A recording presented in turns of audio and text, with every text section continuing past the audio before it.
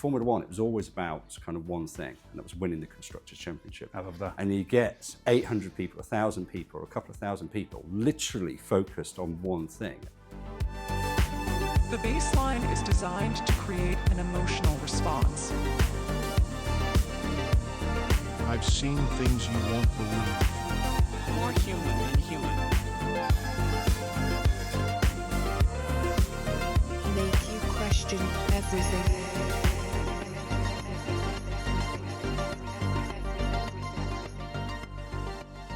When I have an idea or a thought, I want to get it down as quickly as possible. Yeah. It's all about velocity, quick, down, implement, execute, document.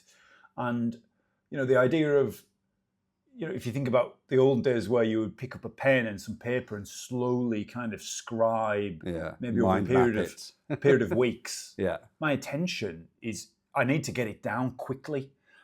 And you can open a prompt up to a generative AI, just smash into there really quick, banging on the keyboard, ingesting images, whatever.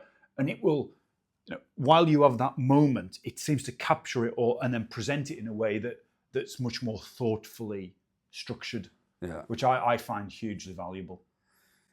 Do you find the application of that is different in certain kind of scenarios, as in, kind of more, technology creative kind of aspects to your life versus the kind of more creative aspects? So by that I mean, when you're chewing through an idea about kind of a brand or about baseline or something like that, do you find that actually that's you tend to kind of go to more kind of legacy type sort of capturing of information and things, or do you use it all the time? Is it kind of intrinsic now? With I use it all the time. Yeah, it's intrinsic. Yeah.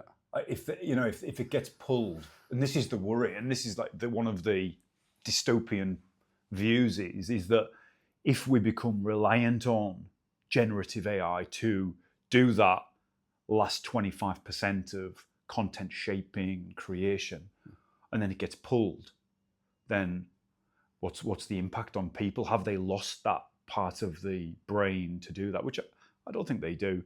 I was in a discussion the other day about how, and it was about the impact of podcasting specifically on the outcome of the US election. Mm-hmm. The Joe Rogan podcast, 50 million views within 3 days. So if you think about any medium for getting a message out there, Elon Musk was talking about ground game, which is, and in the swing states, how the Democrats had this amazing ground game. And the ground game was all about knocking on doors, leafleting, speaking to people, face to face, getting buses, getting people to actually the voting booths. Ground game's good. But then you look at the scope of which the Joe Rogan podcast went out, 1 million views an hour for 13 hours consistent. Wow. 50 million people. Let's assume 50% of the 25 million people, unique viewers, let's say. I mean, that's a significant chunk of the population. Was that 10% of the US population? Yeah, just a little under 10%, something like that, yeah. So in 12 hours. Yeah.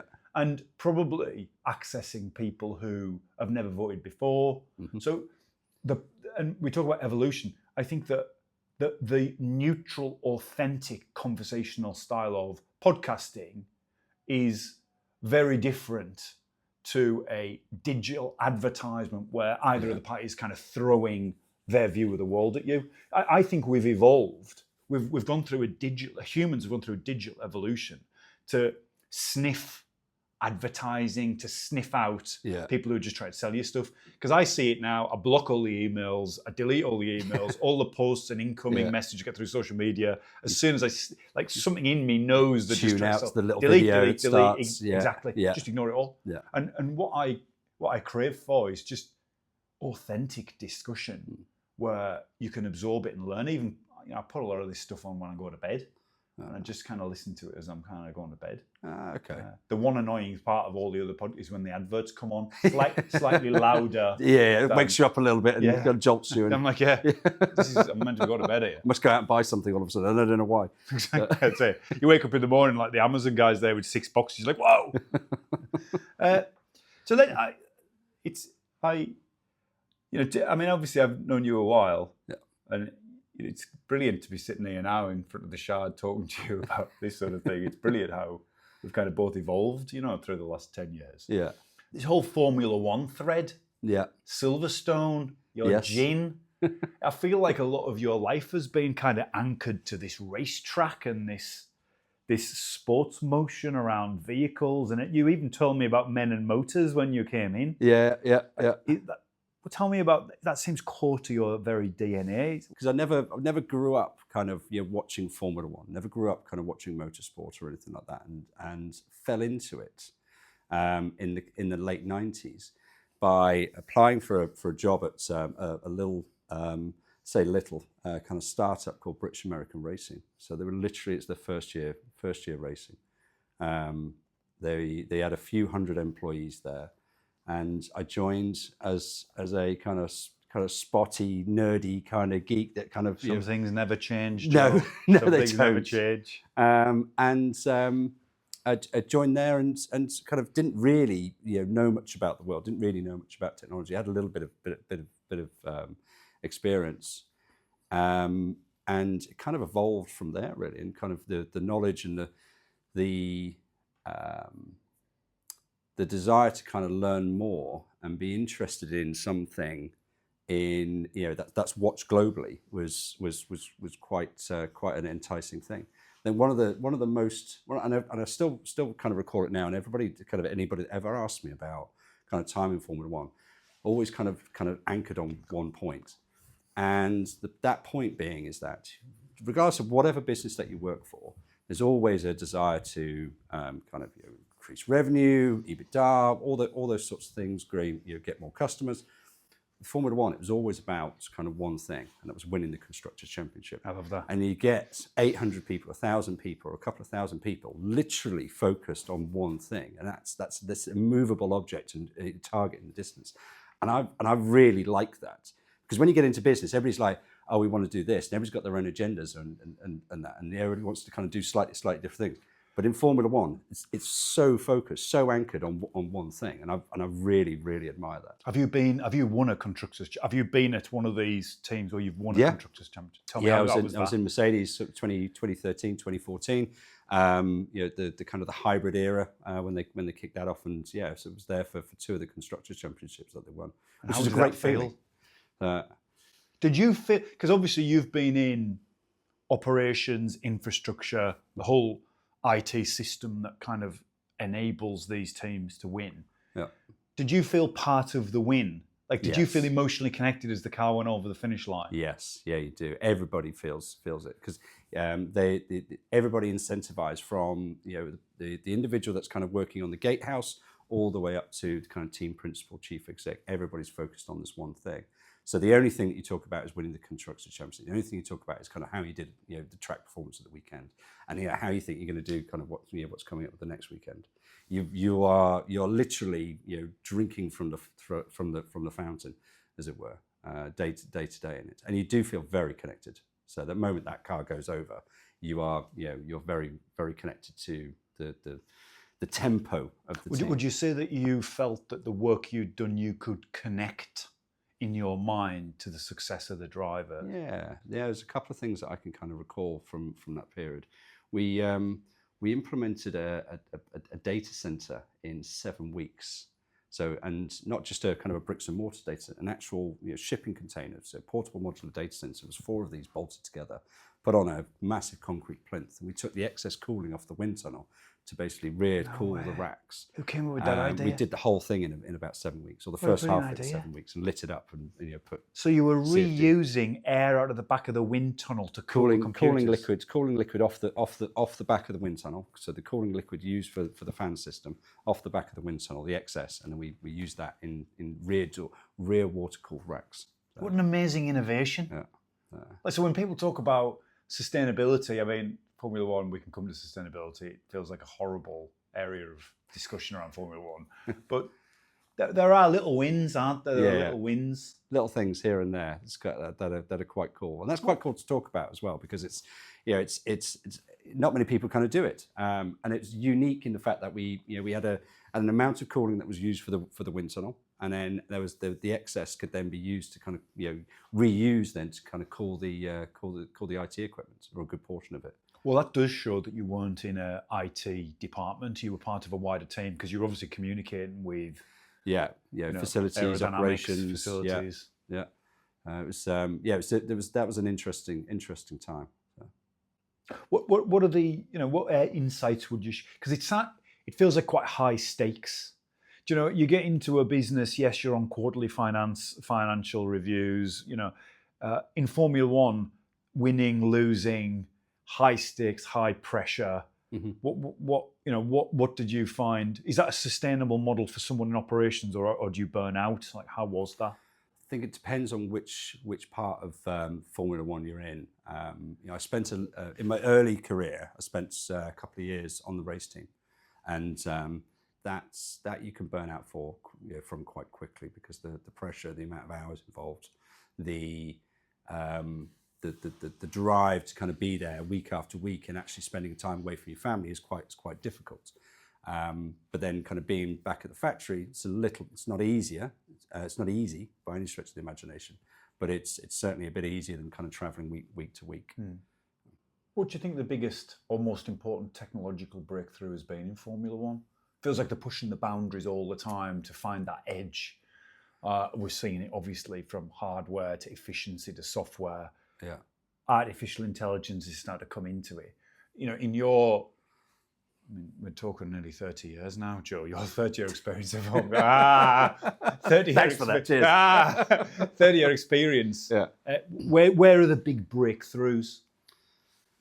From the sports, you mean, or from kind of technology supporting the sports? All of it. Wow. So CFD's got to be a massive play into that. CFD and what happens around PLM and kind of designing. I don't understand these. Apologies. Yeah. So product lifecycle management. So the design and lifing and the parts that go onto the car. So on average, there's about 36,000 parts on a car, not including the powertrain, the engine, and the hybrid elements of the car. So there's about 36,000 components, and they all need kind of designing. So you use a kind of 3D CAD package to do that, computer-aided design package to do that. Over a period of time, in my very early career in kind of the mid to early 90s, working with CAD packages, it was AutoCAD. It's very kind of 2D. There's a little bit of kind of other platforms out there like SDLC Ideas and Pro Engineer. But nowadays it's Siemens, predominantly Siemens, or it's Dassault Systems, and the kind of the tooling around that is no longer just the 3D design element, but it's the how it kind of fixes in. So it's things like wiring looms, how it fixes in with kind of clash detection, how it fits in with things like making sure that stresses, so CAE, etc. I think those really are kind of some of the big advances in kind of designing the car in a way that actually you're not physically able to make something and seeing if it fits. Actually, you could make it digitally and kind of see it in in kind of a 3D virtual world.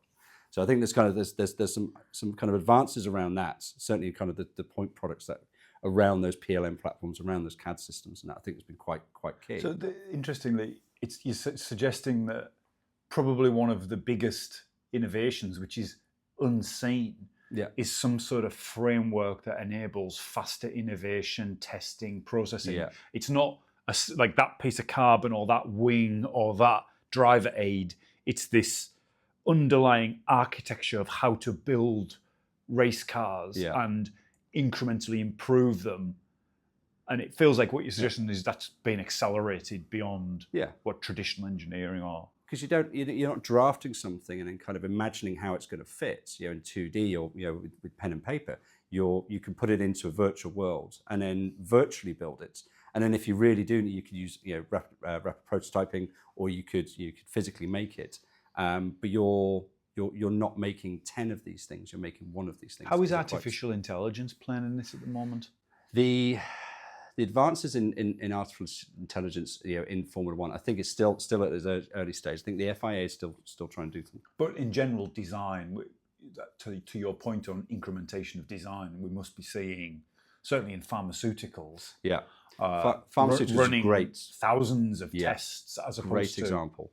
So kind of in pharma and healthcare, being able to predict, design drugs rapidly is a really key use for AI. You're doing many computational cycles very rapidly.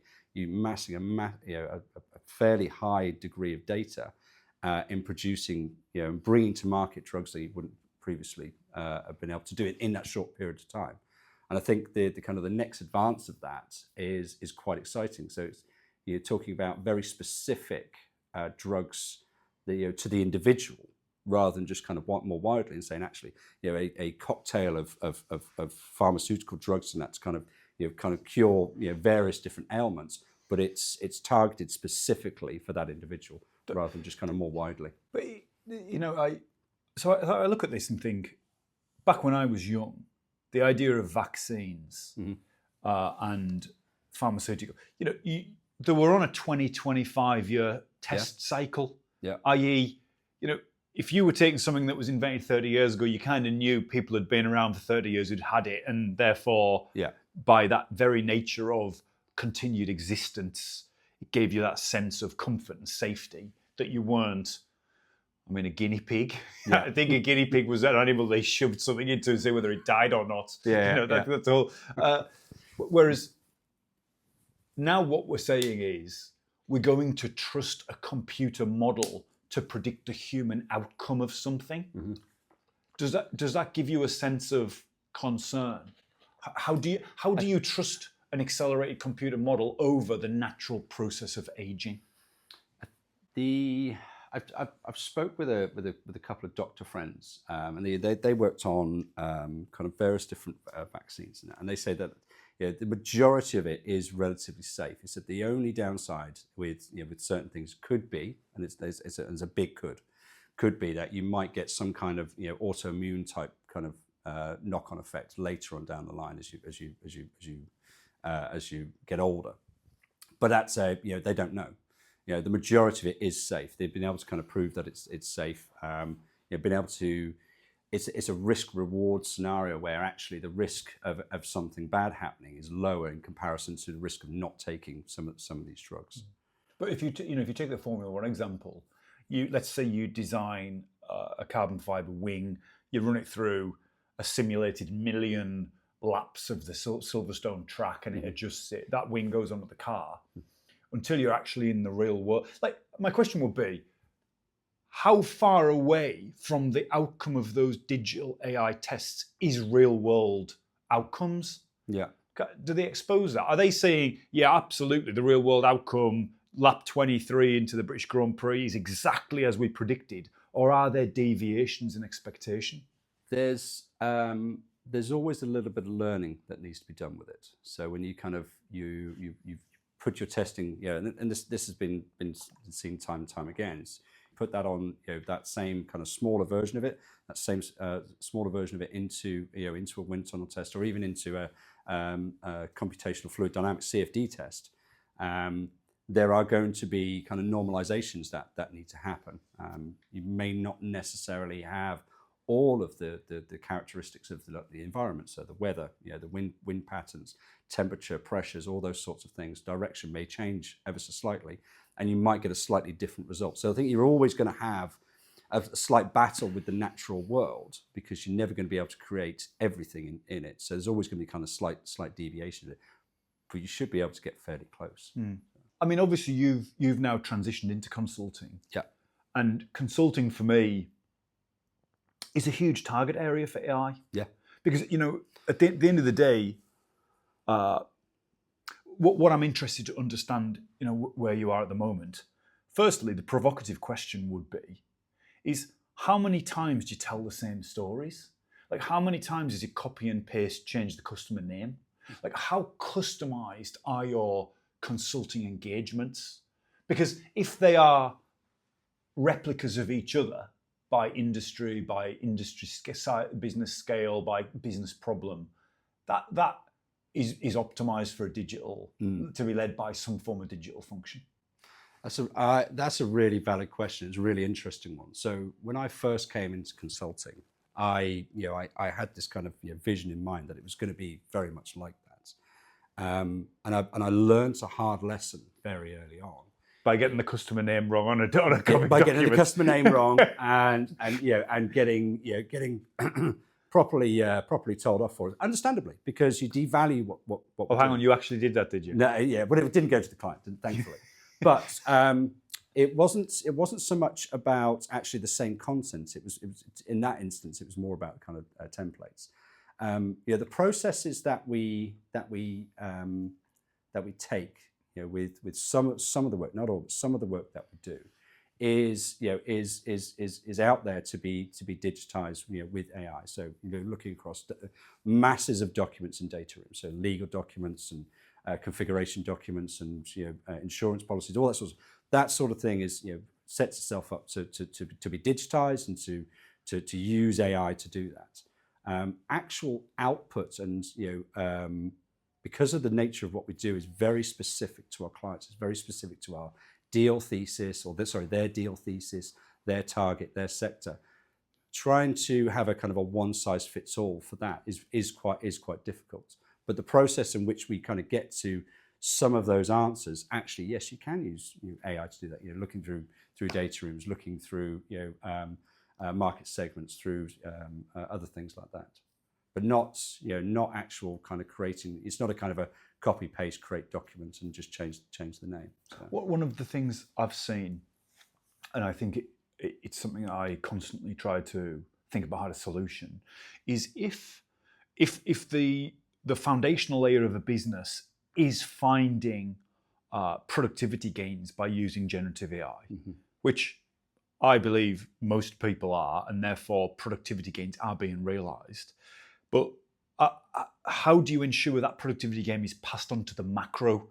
How does the large organization see that? For example, an example for you would be, well, if you were doing manual legal document review and it was taking you 5 days of a lawyer, who we know lawyers are extremely expensive, and now you can do it in 20 minutes with a generative AI. Are you passing that value on up the chain in the organization and to your clients? Or where is the productivity gain being realized? A lot of the productivity gain is being realized for us internally. So I'll give you a couple of examples.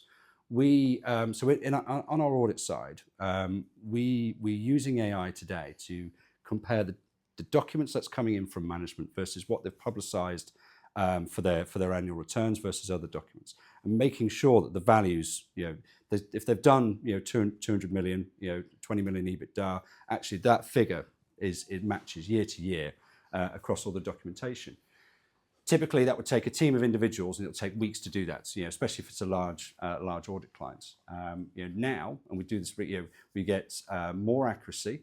We can do it within a couple of hours, and we've done it now for about 10,000 audits, whereby we look at that documentation far quicker. So our value for us as a business means that we can concentrate on the kind of the more sort of nascent kind of valuable areas with that client, rather than kind of just out and out kind of documentation kind of consumption. I mean, the two questions I have from that point, and it's amazing that you're seeing the benefits of this technology, and I would like to dig into that a little bit more. Yeah. Number one is, are those productivity gains passed on to your customers? Yeah. I.e., are they getting it qualitatively? I.e., the response is faster, more accurate, less issues? I mean, I don't know what your KPIs, key performance indicators and measures of success are to your client, but if you're realizing those gains internally, surely you're servicing them to help you be more competitive and give your clients a faster audit, more efficient. And the other question is, which is the one that everybody's concerned about, this dystopia, the people who were doing that work before, where are they now? Yeah, they're still there. So that's a really interesting question, and I get this asked quite a bit, and a lot of people kind of speak to you about AI. It's like, oh my god, it's going to take my job. It's all doom and gloom. I'm never going to work again. I might as well give up. Full on dystopia. And you're like, well, that's very far from the actual reality, because firstly, AI can't do stuff by itself. You need to ask it to do something. You need to tell it to do something. And so that's kind of the first thing. And then the second thing is, once it's done that thing, you still need to curate, if you like, the output of that. You can't just kind of let it go off into the wild and just put that information into a report and send it to a client. So the individuals that were doing a lot of that heavy lifting previously, they are now kind of more focused on things that are adding value to our clients, adding value to themselves and their career, rather than just going out and kind of just number crunching through or sifting through documentation. So you've got a kind of a shorter amount of time now, which means that you can do more of the same thing on a regular basis, but you're not using skilled labor, if you like, to just sift through documentation. So those people are still there. Still there, yeah. They're reskilling. What are they? Are they reskilling into prompting AI, like pilots of AI, or are they moving into different areas of the business? No, so there's still it's not necessarily moving about into different areas of the business, or it's about learning new skills. So I'll give you, we touched on it a little bit earlier on. Today we've got EY as a firm has invested a lot of money. So something reasonable, 1.4 billion in AI. And that's not just for selling stuff to clients. That's actually for our own operations. So we use it day to day. 400,000 people worldwide using AI day to day. Whether it's around HR, whether it's around kind of client engagements, all manner of different things. And it's not about kind of reducing the workforce. It's actually doing more of it. Kind of scaling it, if you like. One of our biggest kind of restrictions is the amount of people that we've got. So actually, how do you get those people more efficient to do things that are actually driving more value for our clients? You take out a lot of the kind of repetitive, menial work, and you can use AI to do that. What AI are you using? So we developed our own. So we've got EY AI, and then we've got the EY Fabric, which is basically an AI platform that we've developed internally to put basically everything, all our tools on. Is it closed, or is it about what language model does it use? Do you know? So some of that I can't talk about, but I might be able to find some stuff in a second. Actually, I'll dig it out. But essentially, we've got all of our in-house tools kind of connected to it. So our CRM systems, our ERP systems, everything like that. So I can go onto it with a ChatGPT style prompt and say, tell me about this engagement. Have I built it, or how many hours are left on the code for this, for this role or this individual? And it can kind of churn that back to me. I can go to it and say, from a HR perspective, how much holiday have I got left? How do I buy additional holiday, or what is my balance for personal CPD training or something like that, and do all that with kind of a natural language kind of processing with that. So you're internally consuming systems through natural language, yes, which I believe is a game changer for a lot of these systems. And whether it's within the data center or across a business, just the ability to have multilingual, democratized access to information and systems through natural language means, everybody in EY can probably speak. And I assume there are probably inclusivity technologies where you can type, or maybe it can do, all of it's that. an inclusive technology, not just through language, but through interaction. But that natural language thing is quite key. You think about how you interact with machines, and you do that for the first time. You don't necessarily know how to interact. Give you an example. My car, it's got a voice prompt on it, so that I can tell it to do stuff. I spent, because I was bored in a car journey a couple of weeks ago, spent about 10 minutes figuring out the right commands to actually turn the interior cabin lights on or off or change the colour. But it wanted a very specific set of commands to do that. But obviously, with a natural language model, you can just tell it what you want to do without worrying about that. EY seem to be pioneering internal use of this technology, which puts them in a very strong position to be able to communicate to their clients with a great degree of experience and empathy. As you sit here now, what would you say key risks are of the adoption or the process of adopting AI? Because EY is probably I'm thinking EY are ahead in front of some of their clients by really getting deep into this. We're drinking our own champagne, if you like. I know it's really cliche. That's like the middle class eating your own dog food. It is, it's exactly that. But it's quite true. So we've spent time, we've obviously spent money in investing in kind of what how we operate as a business. So we've learned. When did this start? Post GPT. 2023. Recent. Yeah. Wow. Yeah, recent. So somebody must have really thought this is something we need to not lean into, but dive into. Dive into, yeah, and and literally, make it a part and parcel of everything that we do. And they were very serious about it. People usually move that quickly for a number of reasons: fight or flight. Yeah. Does EY see AI as a potential existential threat? I think if we're not doing anything, I think it's the same for anybody. If you're not doing anything around AI, then somebody else is going to be doing it.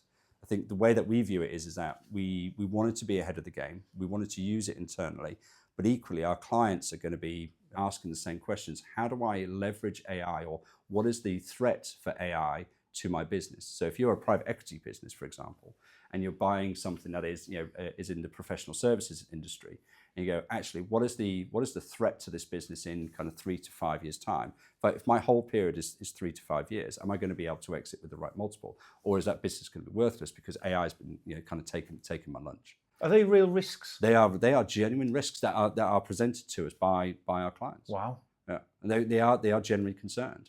And this has all happened in 23 was last year. It's not that long ago. If you think about it, we are nearly at the end of 24, which is frightening. But so if you think about kind of where why Joe? Why is it GPT-3 happening so quick, Joe?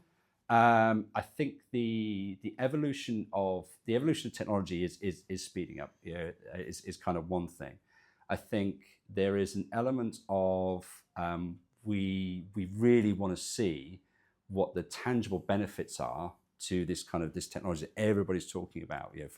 From every walk of life, through business, through your personal life, everybody's talking about AI. The prolific use and the volume, as in the audible volume of AI across everything, is so loud right now. Everybody's kind of got a little bit of FOMO going, actually, I want to get on this. But that then presents a different challenge. You say, right, okay, well, I want to get on this, but what you say, what do you want to do exactly? What do you want to, when you say you want to get it, you want to do AI, what does that actually mean? And they go, I don't know. I just want to do, is AI going to help my business or not?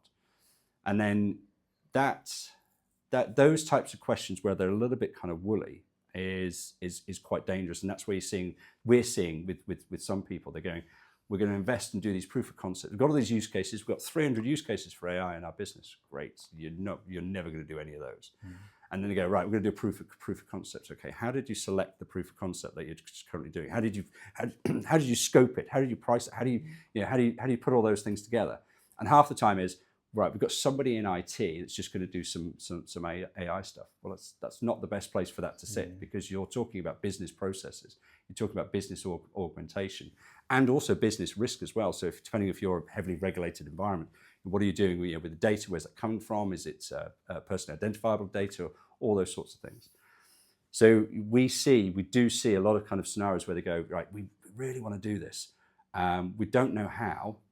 We were going to put our toe in the water, but can you help us? And that's and then we say, well, actually, we've done something similar. We've actually, and we can show you tangibly that actually it's working today. And it's not smoke and mirrors. This is actual kind of working today. And I think that's quite a powerful thing. And that's why we've shifted so quickly to kind of to say kind of really get involved with AI, to be able to demonstrate and say, first off, this isn't smoke and mirrors. We're not trying to sell this to you. First off, actually, we've sold it to ourselves. We're adopting those things internally. In the last few minutes, you've come alive. I'm trying to work out what it was that triggered that physical response. This, I mean, the passion that you have for this, it feels like you're somebody who is right at where the rubber is on the track. Yeah. Where the heat is, where the friction, the grit, it's all of that engineering coming into a couple of square inches of rubber and tarmac. It feels like that's what has pressed your button in this conversation. It's a market-defining time, I think, in people's careers. Well, let's just talk about that transaction. Yeah. When you're in these clients and they're seeing what's happening in consumer AI. They're seeing probably realizing their own personal productivity gains with using whether it's Gemini or ChatGPT or any of these products. How are you guiding them? Because do you know something? I really don't like this whole use case thing. No. I saw that. I saw it with blockchain. It came from the old infrastructure days where somebody would say, we've got this thing, it's faster, cheaper, better. And then somebody will go, let's find a use case, which is something we're already doing. And let's see if it can do it faster, cheaper, better, quicker. Yeah. Blockchain died in quote unquote use cases. Yeah. It didn't, like, if you've got to search for a use case and test it for something, like, it doesn't feel right. AI, it almost is, I feel this idea that we're going to identify 300 disparate use cases for the application of artificial intelligence. And when I say AI, I tend to mean Gen AI, not traditional machine learning, because it's been around for a long time. It's kind of probably already deployed everywhere. Like the actual human interface Gen AI. Use case doesn't feel like the right term. No. It's well, I don't know what the right term is, and whatever I say will probably feel as bad as use case to most people listening. But it's more of thinking that it's just this point solution against a very specific use case feels so underwhelming. Yeah. And then inspiring. Yeah. Yeah. Inspiring. Yeah. So when you're in a client, how are you exciting them and inspiring them to the extent where they feel as though they can find an insane competitive differentiator by using AI? Yeah. Like, what are you doing? What advice are you giving? What conversations are happening now? Depends on who in the client that you're chatting to. So are they a technical person or are they kind of an ops related person? So somebody who's kind of worried about the beans, or somebody's worried about actually the kind of the ones and zeros. And I think that it depends on the conversation that you're having. So on who you're chatting to, but we can talk about use cases until literally blue in the face. What our clients really are looking for now is they're saying, right, how do I've got these 200 use cases, but actually I want to focus down, which is the right path to take. I want to focus down on one or two of them. How do I choose which is the right one to do? It's always about the money. So, how much is that going to cost, and what's the potential upside for me? Is that going to add something to my bottom line? Is it going to add something to my top line? What are those kind of key benefits there from a monetary perspective? Because if it's not doing that, then it's probably not really worth doing at all. So that's kind of it's focus down on that, and the word focus is quite key, because what we tend to see is to go, right, we've had these use cases, we've decided just to kind of, because that seems quite cool, or that one we've had a bit of issue with in the past, so we tried that. However, we've failed. Okay, why did you fail? Well, actually, it didn't offer the value that we thought it was going to do. Okay, did you calculate what that was beforehand? No. Okay, right. So what are you kind of really concerned about is you want to essentially drive either additional revenue streams, or you want to make them more operationally efficient, and you need to kind of follow that through and kind of work out what works and what doesn't.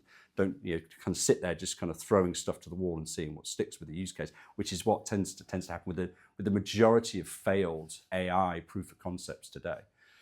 So to kind of going around the house a little bit, but to kind of get back to your question, kind of what do we do with clients? It's that, and we coin a phrase, kind of value accelerator.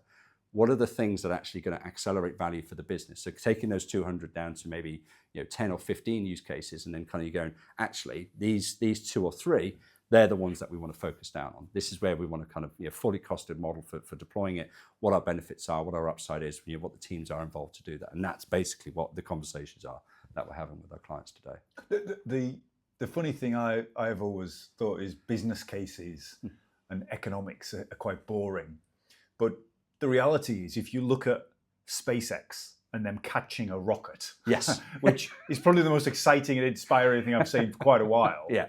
Well, that was driven by the one economic need to create reusable space technology. Back down to the money. And it turns out you can't land it. Well, you can land it with legs, but if you can catch it, a couple of 100 meters above the energy they're required to slow it down at that point and catching it, just makes it more economically viable. Yeah. So, one thing I would love is that if whether it's EY or anybody else in their engagements, the actual construction of the business case and the economic trigger for doing something actually can create such inspiring and exciting outcomes, like catching rockets. Yes, because nobody would have thought, hey, we're going to make spaceflight cheaper by just catching rockets. Yeah. Right? Nobody would have thought that until they actually got into the physics and dynamics and complexity of the problem. Yeah. And then actually when it's surfaced and you see a rocket coming out of the sky and being caught, I can feel the hair stand up.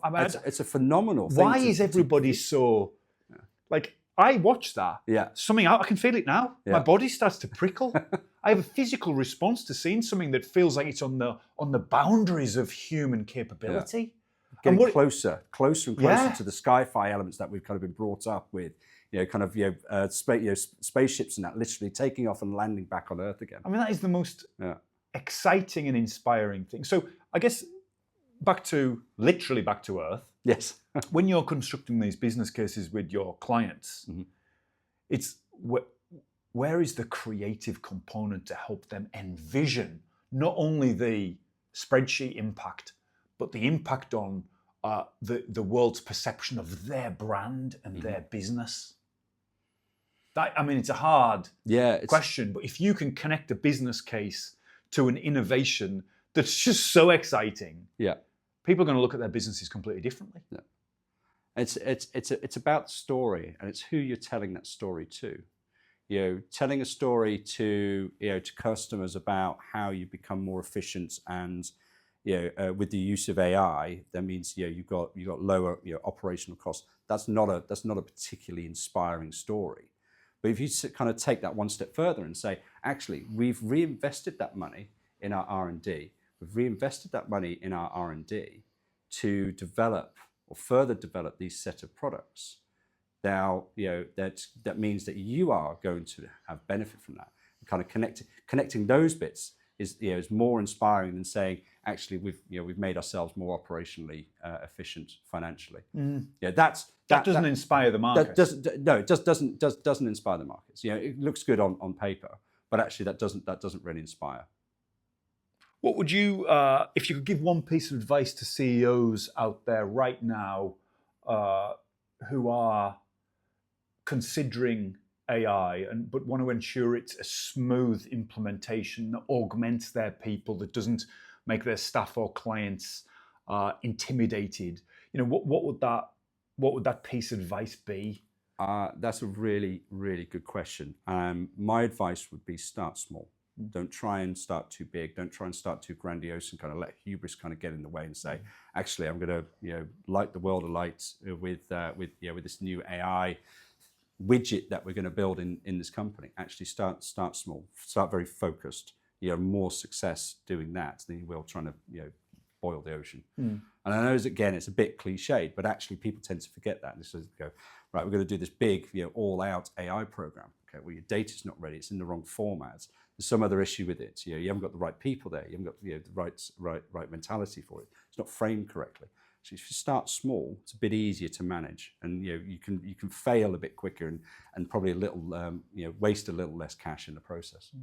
Do you just throughout this short conversation, you kind of move from this, what I would say is very tangible outcome-based system, whether you're working at Formula One or some of the M&A stuff you've done.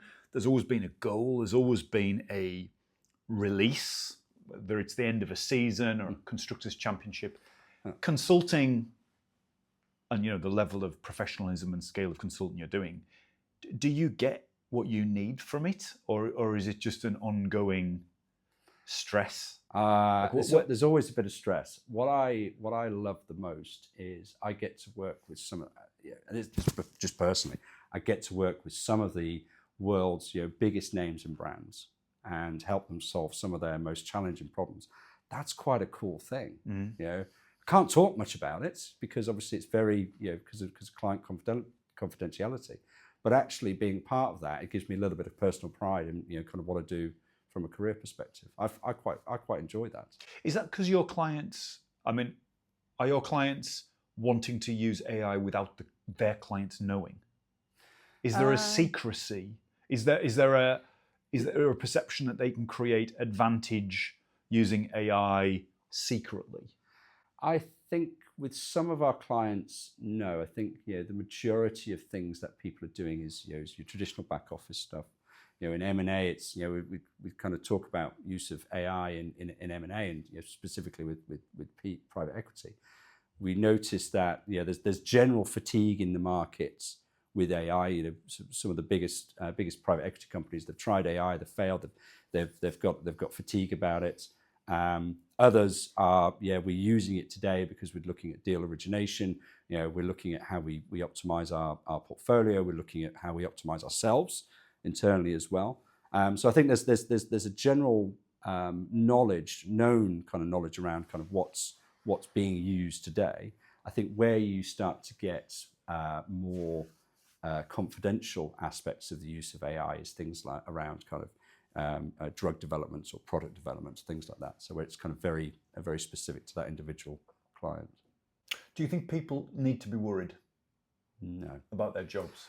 No, I don't. I think you do need to be careful, because I think you could quite easily, ask a question, put 100% reliance on the answer, and actually it's incorrect.